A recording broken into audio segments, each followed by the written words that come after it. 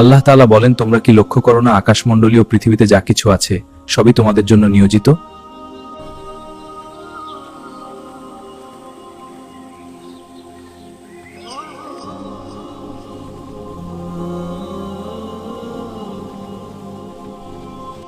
আজ আমরা দেখব একটি ছোট গ্রামের প্রতিটি জিনিসে লুকিয়ে আছে আল্লাহর অসীম রহমত।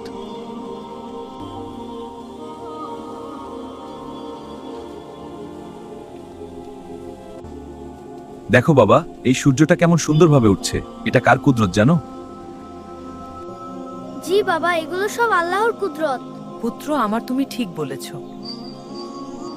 এই গরু, ছাগল, হাঁস, মুরগি সব আমাদের রিজিক। আল্লাহ না দিলে কি আমরা কিছু পেতাম? ঠিক তাই আল্লাহ আমাকে মানুষের জন্য দুনিয়ায় পাঠিয়েছেন। মা, আমাকে কে বানিয়েছেন আর কিসের জন্য দুনিয়ায় পাঠিয়েছেন? আল্লাহ তোমাকে বানিয়েছেন তার ইবাদত করার জন্য। গ্রামের টিনের ঘর, বেড়ার ঘর দেখতে সাধারণ, কিন্তু সেখানে আছে শান্তি। রাস্তাঘাট কাঁচা হলেও মানুষের মন পাকা ঈমানে ভরা।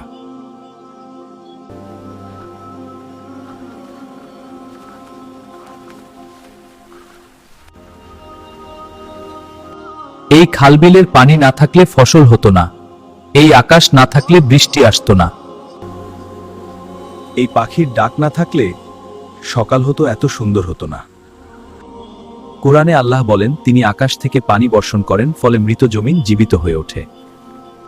তাহলে আব্বু, এই নদীও আল্লাহর রহমত? হ্যাঁ বাবা, প্রতিটি ঢেউ আল্লাহর জিকির করছে।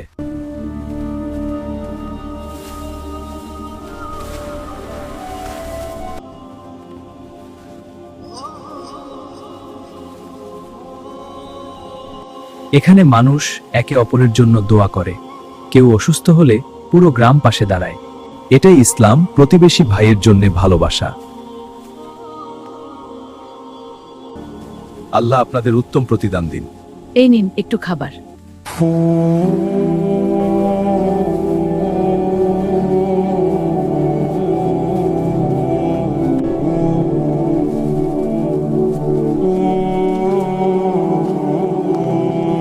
এই আম গাছ, কাঁঠাল গাছ বছরের পর বছর ফল দিচ্ছে।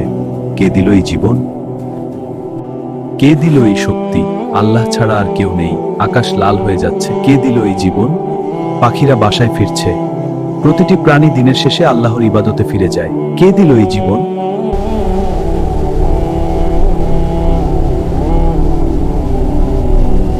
বাবা, মনে রেখো, আমরা যতদিন এই পৃথিবীতে আছি আল্লাহর দেওয়া প্রতিটি নিয়ামতের শুকরিয়া আদায় করব।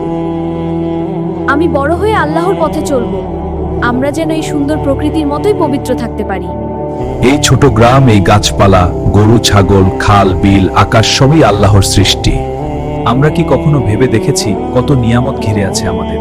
আলহামদুলিল্লাহ বলা শুধু শব্দ নয়, এটা অনুভূতি। আরো এমন ইসলামিক গল্প পেতে সাবস্ক্রাইব করুন আমাদের চ্যানেল রহমতের আলো।